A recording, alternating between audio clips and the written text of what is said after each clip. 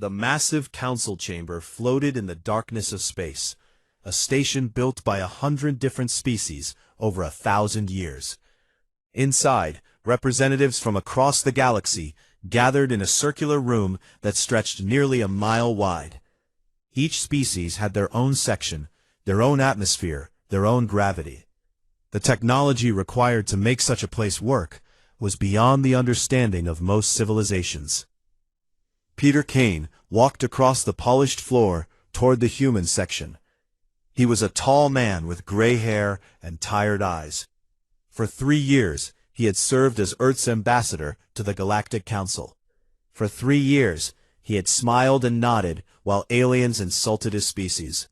For 3 years, he had signed treaties that kept humanity small and weak. Today was different. He took his seat and waited. Around him, aliens of every shape and size moved and spoke in languages that human ears could never naturally understand. Translation devices made communication possible, but they couldn't translate contempt. That came through clearly in every interaction. The Vrex delegation sat to his left. They looked like massive insects, with hard shells that gleamed under the lights. Their leader, a creature named Fex, had mandibles that clicked constantly. The sound drove Peter crazy, but he never showed it. To his right were the Kelthari, a species that breathed methane and lived in special enclosed areas. They looked like floating jellyfish, beautiful and delicate. They were neither. The Kelthari controlled the most advanced weapons in the galaxy. Further around the circle were the Zinthar, reptilian beings with scales that changed color with their moods. Right now, most of them showed the purple-gray of boredom. They didn't think much of this meeting. Then there were the Mordathians, 6-eyed creatures that walked on 4 legs and had arms that could extend to twice their body length. They were merchants and traders, and they hated humanity with a passion that Peter had never fully understood. The council leader called the session to order. It was a Vel, a species that looked almost human, except for their blue skin and complete lack of hair. The Vel considered themselves the most civilized species in the galaxy. The human petition for primary trade routes, the council leader said, his voice carrying across the vast chamber. We will now vote. Peter had spent 6 months preparing this petition. Humanity wanted access to the main trade routes that connected the wealthy core worlds. Currently, human ships were restricted to secondary routes that took 3 times as long and cost twice as much. It was one of many restrictions placed on Earth after they joined the galactic community. The voting began. Species after species voted no. Peter wasn't surprised. He had known this was coming. What surprised him was how much they seemed to enjoy it. Fex, the Vrex leader, stood up. His massive body cast a shadow over the human section. Humanity lacks the cultural maturity for such privileges, he announced. His translator made his clicking speech sound mechanical and cold. They are too young, too primitive, too aggressive. They must learn their place. Laughter spread through the chamber. Not human laughter, but the sounds different species made when they found something amusing. The Kelthari's breathing vents whistled. The Zinthar hissed. The Mordathians made a sound like breaking glass. Peter sat very still. His hand rested on the armrest of his chair. Under his fingers, hidden from view, was a small button connected to his neural implant. A Kelthari representative spoke next. Perhaps in another century, when humans have learned proper behavior, we can revisit this request. More laughter followed. But it was the Mordathian envoy who went too far. He stood on his 4 legs, his 6 eyes gleaming. I have studied humanity, he said, his voice dripping with contempt. They are little more than animals who learn to use tools. They breed like insects, consume resources without thought, and fight among themselves constantly. Perhaps if they spent less time breeding and more time evolving, they might someday earn a real place at this table.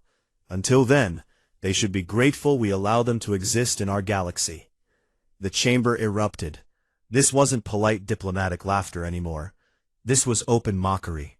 Species that had never agreed on anything found common ground in their contempt for humanity.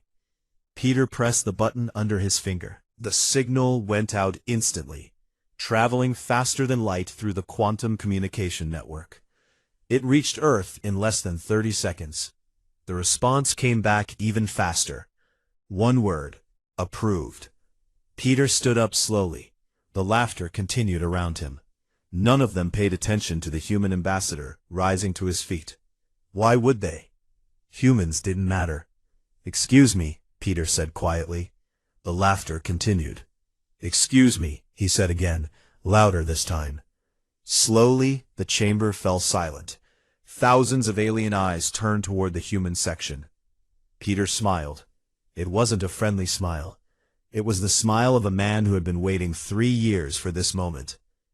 "On behalf of the United Earth Government and all her colonies throughout this galaxy," Peter said clearly, his voice carrying to every corner of the vast chamber, "I hereby invoke Article 7 of the Galactic Compact."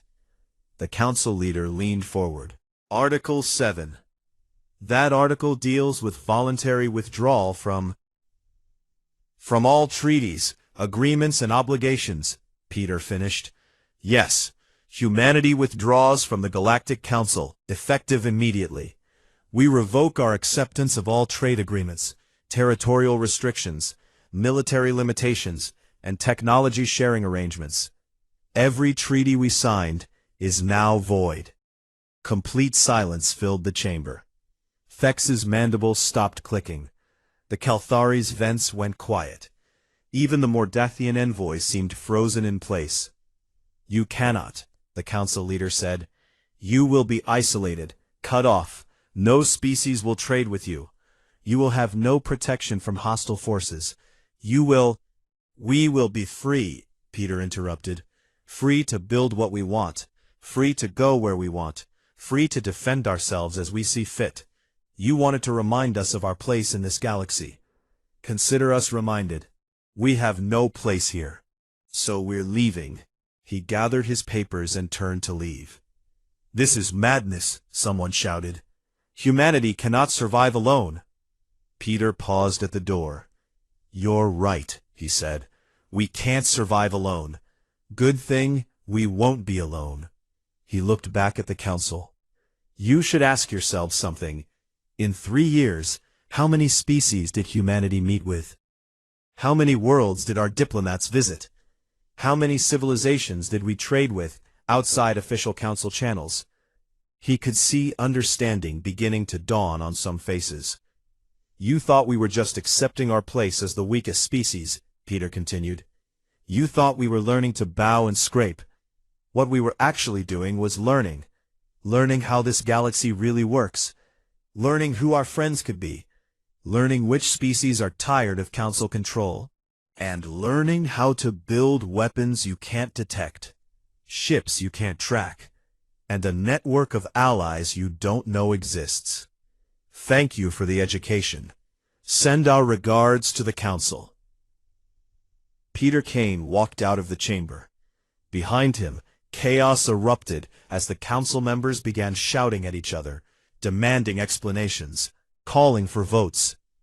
None of it mattered anymore. Humanity was done playing by their rules. Lisa Hayes sat in the command center deep beneath the surface of the moon. Banks of computers and holographic displays surrounded her, showing information from every human settlement in the galaxy. She had been waiting for this moment for 3 years, just like Peter Kane. Just like every human who knew the truth about what Earth had been preparing. The message came through at exactly the time she expected. 2 words appeared on her main display.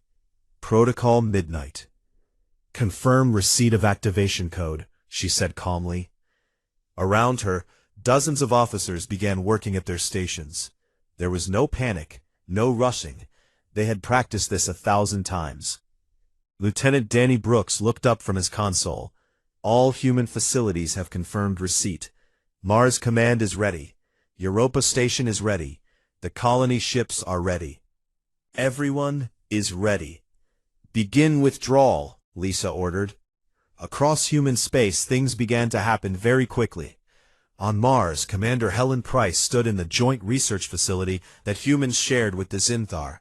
36 alien scientists worked on various projects, using equipment and resources that Earth had provided. They looked up in surprise as human soldiers entered the laboratory. "This facility is now closed," Helen announced. "You have 30 minutes to gather your personal belongings and leave. Everything else stays here." A Zinthar scientist stepped forward, his scales flashing red with anger. "You cannot do this. We have agreements, treaties." "Had agreements," Helen corrected. "Past tense. The treaties are void. This is human territory, built with human resources. Your guests, who have overstayed their welcome. The council can file a complaint," Helen interrupted. "Now, please leave, before we're forced to remove you."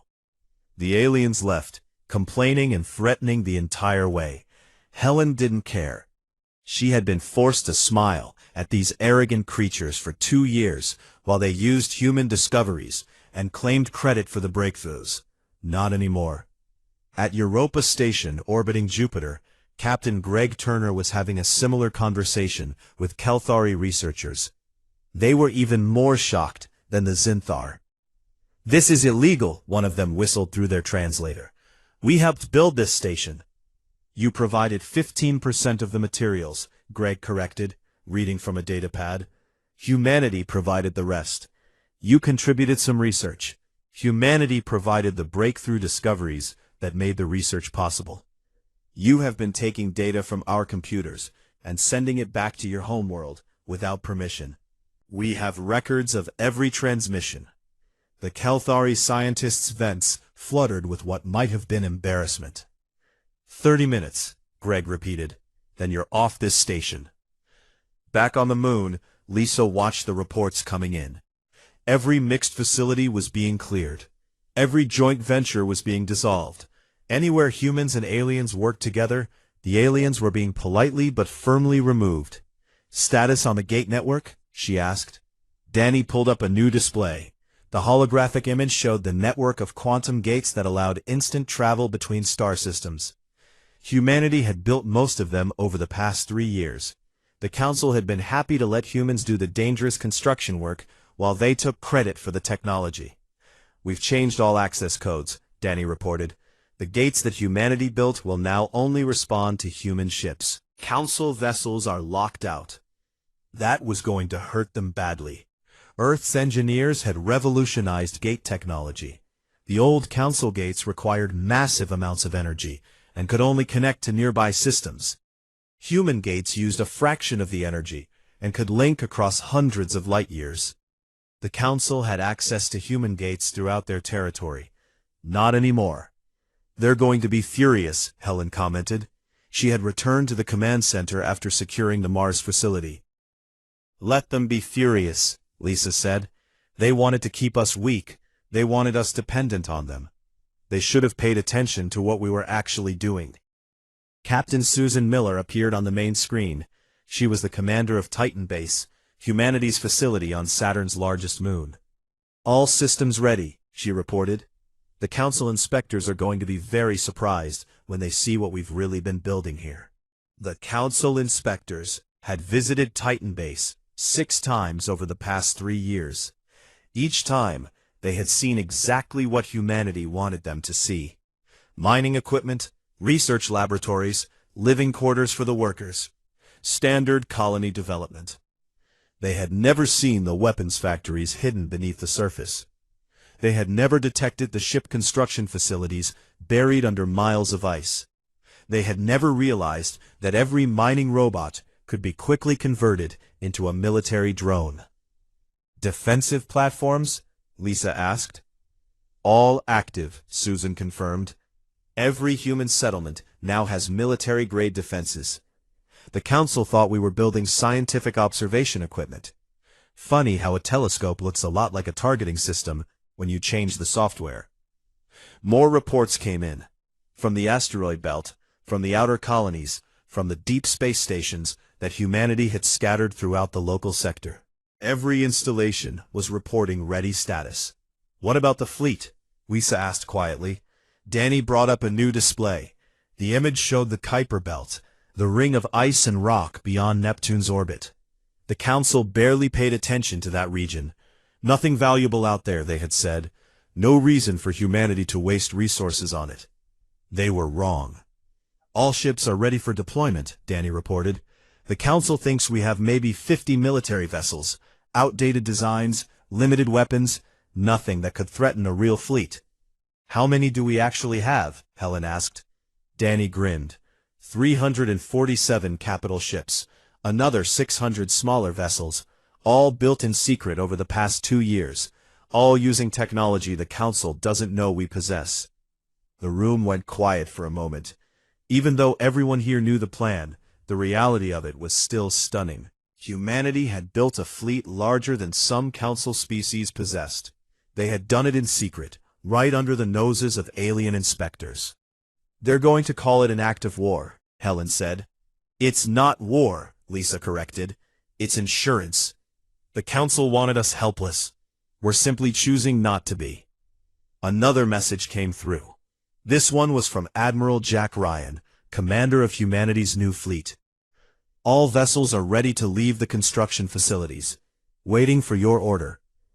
Lisa took a deep breath. This was the moment. Once the fleet revealed itself, there was no going back. The council would know that humanity had been deceiving them.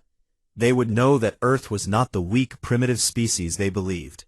The question was, what would they do about it? Admiral Ryan, Lisa said, deploy the fleet. Let's show the galaxy what humanity has been building. One by one, massive warships emerged from hidden facilities in the Kuiper Belt. They had been constructed in secret, using materials mined from asteroids and ice. The council inspectors had seen the mining operations and thought nothing of them. Why would they? Humans were just gathering resources for their small colonies. They never imagined those resources were being used to build warships. The ships were beautiful in their own way. They didn't follow council design principles. Human engineers had looked at alien ships and asked why they were built that way. When the answers didn't make sense, humans tried something different. The result was vessels that looked strange to alien eyes. They were sleeker, faster, more efficient. They carried weapons based on principles the council had never considered. They used stealth technology that made them nearly invisible to standard sensors. Each ship represented years of secret work. Thousands of humans had kept this secret, knowing that if the council discovered it too early, everything would be lost. But the secret was out now. Fleet is fully deployed, Danny reported. Council sensors are picking them up. We're getting frantic transmissions from their border stations. Lisa could imagine the panic. Council officers seeing hundreds of human warships appear where they thought there was nothing but empty space. Send a message to all council facilities, Lisa ordered. Tell them that humanity has withdrawn from all treaties. Tell them that any attempt to interfere with human operations will be considered an act of aggression. Tell them that Earth is no longer asking permission to exist. The message went out across dozens of star systems. In council chambers and military headquarters, aliens received the news with shock and disbelief. Humanity, the species they had mocked that very morning, was suddenly the most dangerous unknown in the galaxy. And in command centers across human space, men and women who had spent 3 years pretending to be weak finally let themselves smile. The emergency council session began exactly 8 hours after Peter Kane walked out of the chamber. Every species sent their highest-ranking representatives. The mood was very different from the previous meeting. The Kelthari ambassador was the first to speak. Her voice came through the translator with an edge of panic that surprised everyone. Humanity has seized the Antares trade hub. They claim it belongs to Earth because human workers built it. They've ejected all non-human personnel and locked us out of the facility. The Antares trade hub was a massive space station at a critical junction between 3 major trade routes. It processed millions of tons of cargo every day. Losing access to it would cost the Kelthari billions. A Zinthar representative stood up, his scales flashing colors that indicated severe distress. The humans have taken control of 70% of the quantum gate network. Our ships can't use the fast routes anymore. We're being forced back onto the old gates that take weeks instead of hours. More reports came in. Human colonies had closed their borders to alien ships. Research facilities were refusing to share data. Trade agreements were cancelled. Everywhere humans and aliens had worked together, the cooperation had ended. The Vrex delegation leader, Thex, slammed one of his many limbs on his desk. This is an act of war. They cannot be allowed to behave this way. Actually, Peter Kane said from his seat, we can. Article 7 of the Galactic Compact allows any species to withdraw from the Council. You wrote that article yourselves. We're just using it. He was still there, but now as an observer rather than a member. The Council had demanded he stay to answer questions. Peter had agreed, mostly because he wanted to see their reactions.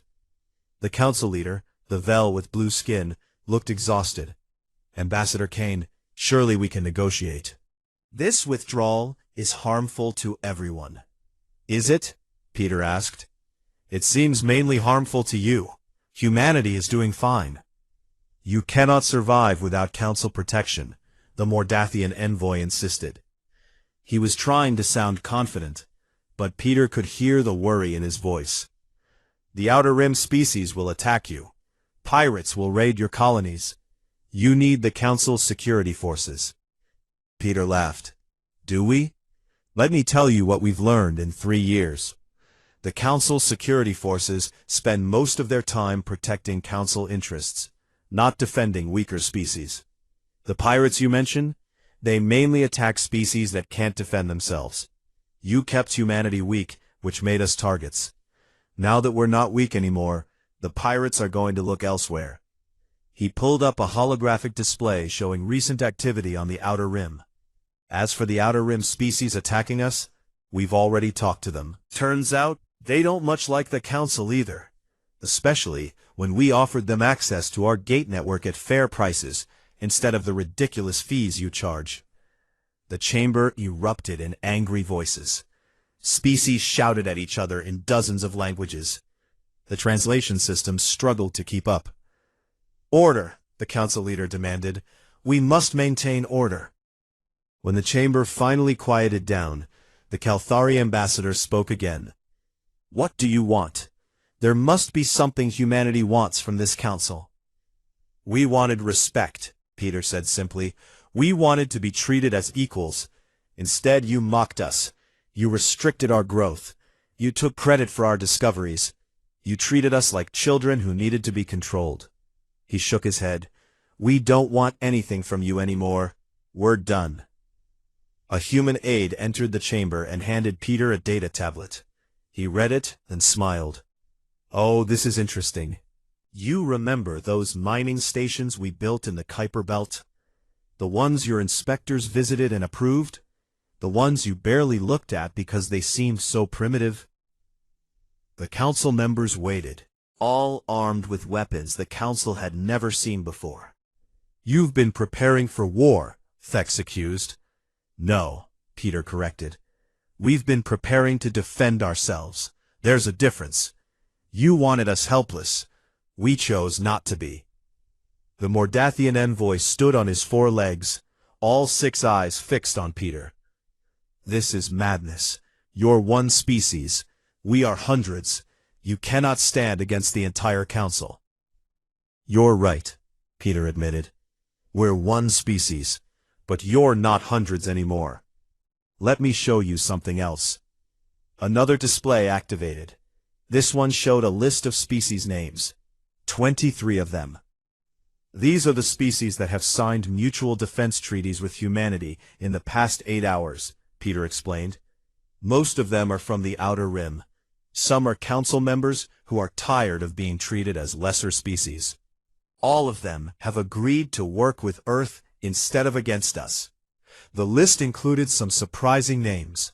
Species that had been part of the Council for centuries. Species that controlled important resources and strategic locations. You've been building an alliance, the council leader said slowly. All this time, you weren't just accepting our restrictions. You were recruiting. We were making friends, Peter said. Real friends, based on mutual respect and fair dealing. Novel concept, I know. The chamber fell silent again. The council members were beginning to understand what had happened. Humanity hadn't been defeated by their restrictions. They had been motivated by them. Every insult had driven them to work harder. Every limitation had forced them to be more creative. The council had thought they were controlling a primitive species. Instead, they had created a rival. What happens now? The Kelthari ambassador asked quietly. Peter stood up. Now we rebuild the galactic order. But this time, we do it right. No more species claiming superiority over others. No more restricting development because you're afraid of competition. No more mocking younger civilizations because they don't know your customs yet. He walked toward the center of the chamber. Humanity is willing to negotiate. We're willing to trade. We're willing to cooperate on research and defense. But we will do it as equals, or we won't do it at all. And if we refuse? The Vrex leader asked. Then you refuse, Peter said with a shrug. We'll build our own network with our allies. We'll create our own trade routes. We'll establish our own councils and research partnerships. You can either join us, or you can watch from the sidelines, while the galaxy moves forward without you. You had a chance to lead. You chose to bully instead. You had a chance to cooperate. You chose to mock instead. Every choice you made pushed humanity toward this moment. You created this situation. We're just responding to it. The council leader looked old and tired. You're asking us to give up our position, our authority, our control. I'm asking you to give up your arrogance, Peter corrected. Your position was based on being first, not on being best. Your authority was based on fear, not on respect. Your control was an illusion that only worked as long as everyone believed in it. We stopped believing. Others are stopping too. He turned to leave, then paused. Oh, one more thing. We know about the Omega Sector. Every alien in the chamber went absolutely still. Peter smiled. Yes, we know. We know what you found out there. We know what you've been hiding. We know why you're really afraid of species becoming too powerful. He looked at the council leader. And we're going to investigate it ourselves, with our allies, without your interference. He walked out of the chamber for the second time. Behind him, the council erupted into chaos once again. But this time, it wasn't chaos directed at humanity. It was panic among themselves, as they realized their deepest secret was no longer secret. Admiral Jack Ryan stood on the bridge of the ECS Defiance, humanity's first true battlecruiser. The ship was massive, nearly 2 miles long, with weapon systems that would have shocked the council if they knew what human engineers had developed. Around him, his crew worked at their stations with quiet efficiency. The council's response had been predictable. Economic sanctions, trade blockades, and now a military fleet sent to teach humanity a lesson. Contact from Council Fleet, reported Kate Morgan from the navigation station. She was young, barely 30, but she had proven herself during training exercises. They're demanding we stand down and accept inspection of all human military facilities. Jack smiled without humor. Tell them we decline their kind offer. The Council fleet hung in space about 1 million miles away. 67 capital ships, including 5 Vrex battlecruisers. Those battlecruisers were the pride of the Vrex military. Each one carried enough firepower to destroy a small moon. The Council believed their fleet was unstoppable. They had fought wars across the galaxy for thousands of years. They had refined their tactics and perfected their strategies. They knew every possible way to conduct space combat. That was their weakness. Tactical analysis, Jack ordered. Lieutenant Commander Chris Allen brought up a holographic display showing the Council fleet's formation. They're using standard defensive pattern 7. Heavy ships in the center, lighter vessels on the flanks. Their shields are calibrated for energy weapons, particle beams, and plasma cannons. Exactly what we expected, Jack said. Are our ships in position? Yes, sir, Chris confirmed. The trap is set. The Council fleet began to advance. They moved slowly, confidently. They had no reason to fear a battle with humanity. Earth's ships were new, untested. The Council had centuries of combat experience. On the bridge of the Vrex flagship, Commander Drex watched the human ships with contempt. 5 vessels against 67. The humans were outnumbered more than 10 to 1. This would be a quick battle. Prepare primary weapons, he ordered. Target the largest human vessel. We'll destroy it first, then the others will surrender. His weapons officer activated the targeting systems. Energy began building in the ship's main cannons. That's when everything went wrong. The space around the Council fleet suddenly lit up with explosions. Hundreds of them. The ships rocked from the impacts. Report, Drex demanded. Mines, his sensor officer shouted. The area is filled with mines, but our sensors showed nothing. The mines were a human innovation. They didn't use heat or radiation. They were cold and silent until activated. Standard sensors couldn't detect them. But the mines were just the beginning. Human ships are firing, the weapons officer reported. Drex watched in confusion as projectiles shot toward his fleet. Not energy beams, not plasma. Solid projectiles moving at incredible speeds. Evasive action, he ordered.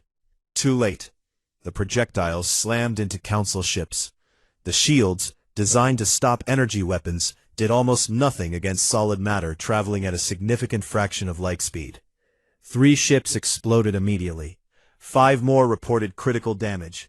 Return fire, Drex commanded. The Council fleet unleashed their weapons. Particle beams and plasma cannons lit up the space between the fleets. It was an impressive display of firepower. None of it hit anything. Impossible!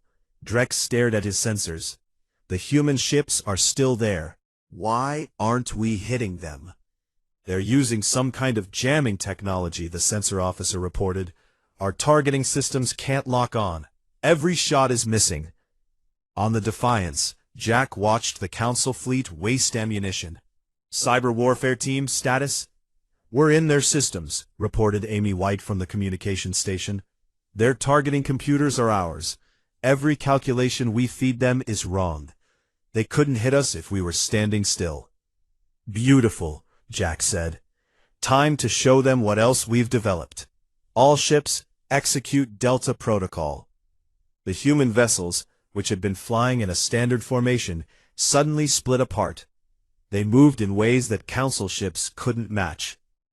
Human engineers had designed vessels that could change direction almost instantly.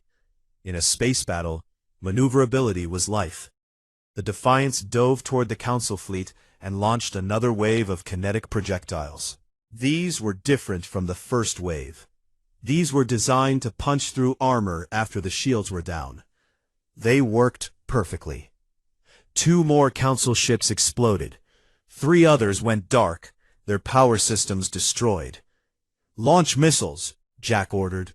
The missiles streaking from human ships didn't show up on thermal sensors because they were cold-launched. They didn't emit radiation because they used a propulsion system the Council had never seen. They accelerated to attack speed only in the final seconds before impact. The Council fleet tried to defend. Point defense systems fired blindly, hoping to hit something. A few missiles were destroyed. Most got through. Commander Drex watched his fleet fall apart. In less than 10 minutes, he had lost 20 ships. 20 against 5 human vessels. All ships retreat, he ordered. Fall back to Rally Point Beta. But retreating was harder than it should have been. The mines were everywhere, forcing his ships to move slowly and carefully. Human vessels pursued, picking off stragglers with ruthless efficiency. Jack didn't gloat. He just watched his crew work. They had trained for this. They had prepared for every possibility. The Council might have experience, but humanity had innovation. "Council flagship is hailing," Kate reported. "Put them through," Jack said. Drex appeared on the main screen. His mandibles were quivering. "This is a violation of galactic law. You're using illegal weapons." "Illegal according to whom?" Jack asked. "We're not part of the Council anymore. We don't follow your laws. You came to our territory with a military fleet. You threatened our worlds. We're just defending ourselves." "We came to restore order." "You came to force us to obey," Jack corrected. "There's a difference. You wanted to remind us that you're stronger. How's that working out?" Around his flagship, human ships circled like sharks. "Stand down," Jack ordered. "Leave this system. Don't come back. If you do, we won't be as gentle next time." "Gentle?" Drex looked at the list of his destroyed ships. "You call this gentle?" "You're still alive," Jack pointed out. "We could have destroyed every ship in your fleet. We chose not to. Take the lesson and go home." The Council fleet retreated. Ships limped away, damaged and defeated. They had come to teach humanity a lesson. Instead, they had learned one. Back on the Defiance, Jack's crew celebrated. But Jack himself remained calm. This was just one battle. The war, if it came to that, would be much longer.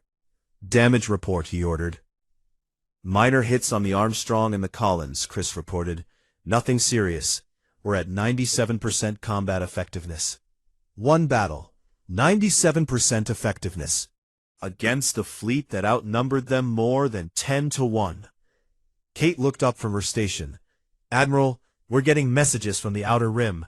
7 more species want to meet with our diplomats. They all saw the battle. They want to know more about Earth's defensive capabilities." "Forward those requests to Diplomatic Corps," Jack said. "Let them handle it." Amy was monitoring Council communications. "Sir, you should hear this. The Council is having an emergency session. They're arguing about what to do next." Jack listened to the intercepted transmissions. Council members were panicking. Some wanted to send a larger fleet. Others wanted to negotiate. A few were suggesting that maybe the Council should just leave humanity alone. "They're scared," Chris observed. "Good," Jack said. "Fear will make them careful. Careful enemies think before they attack." He looked at the star chart showing Council territory and human space. The boundaries were blurred now. Human allies controlled key systems throughout the region. The old order was collapsing. "Send a message to Earth Command," Jack ordered. "The Council fleet has been repelled. Recommend we maintain high alert status, but do not pursue. Let them run. Let them tell their leaders what happened here." The message went out. Across human space, commanders received the news. Humanity had won its first major battle. Not through superior numbers or older technology, but through innovation and tactics the enemy never expected. On dozens of worlds, both human and alien, people watched recordings of the battle. They saw Council ships, supposedly invincible, destroyed by a smaller human force. They saw the mighty Vrex battlecruisers retreat in disorder. The message was clear. Humanity could defend itself. And more importantly, humanity wouldn't back down. 6 months had passed since the Council fleet retreated in defeat. 6 months since humanity had proven it could defend itself. 6 months of negotiations, treaties, and the slow rebuilding of galactic politics. Peter Kane walked through the new Council chamber. It was different from the old one. Smaller, more modest. The seats were arranged in a circle, with no species elevated above others. Every representative had the same size space, the same quality equipment, the same voice in decisions. It had taken months of arguing to get the old Council to agree to these changes. In the end, they had no choice. 23 species had sided with humanity. More joined every week. The old power structure was broken. Peter took his seat among the other representatives. To his left sat the ambassador from Kelthara.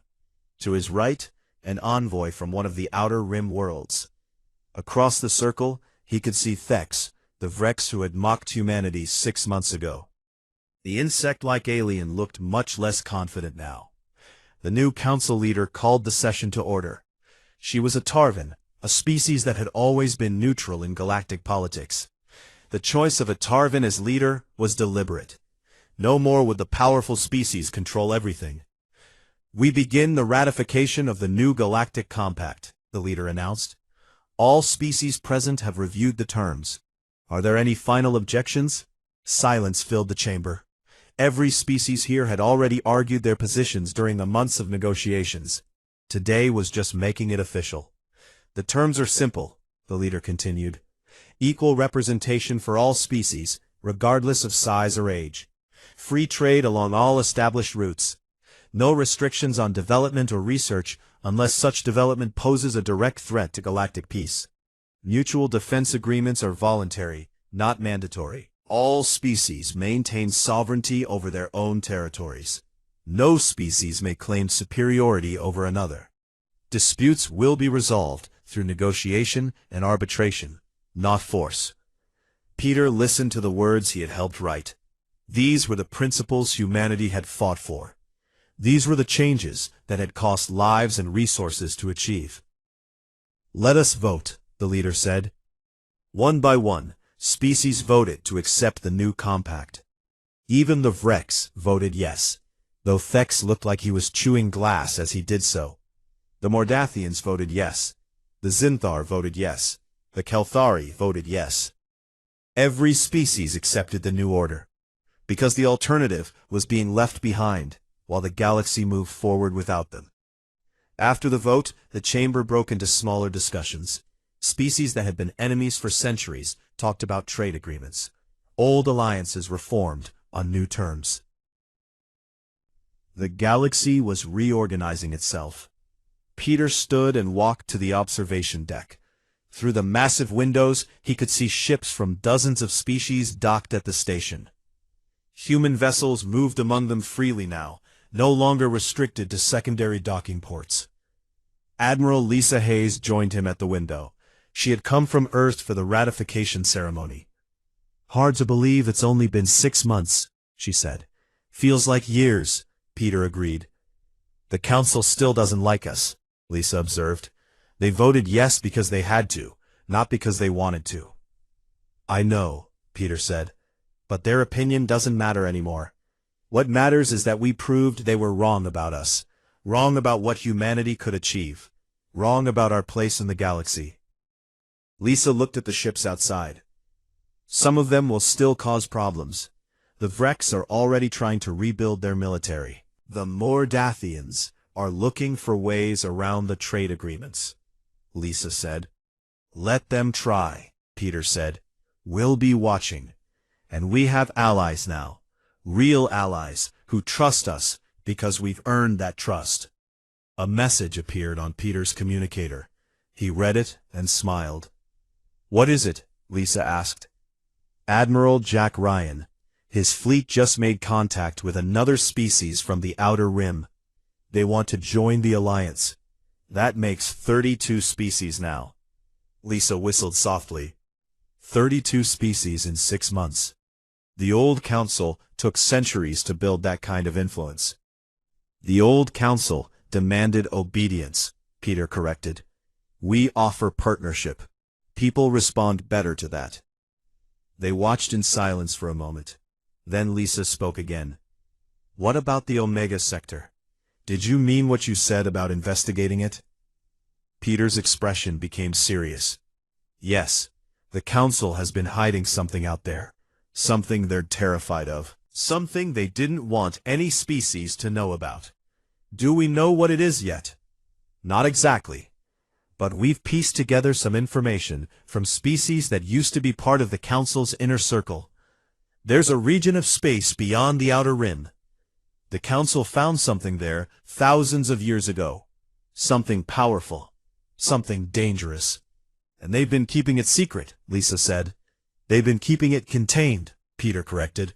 "Or trying to. That's why they were so desperate to control powerful species. They were afraid someone would find it and either release it or weaponize it." Lisa frowned. So they kept everyone weak and divided. Classic strategy. It might have even been the right strategy, Peter admitted, but they should have trusted other species with the truth. Instead, they hoarded the knowledge and the power. Now we're going to investigate ourselves. The Council won't like that. They don't have to like it. They don't control us anymore. Another figure joined them on the observation deck. It was Admiral Jack Ryan himself, arrived from his flagship to attend the final ceremonies. Ambassador, Admiral Hayes, he greeted them. Congratulations on the ratification. Congratulations to all of us, Peter replied. None of this would have worked without the fleet proving we could defend ourselves.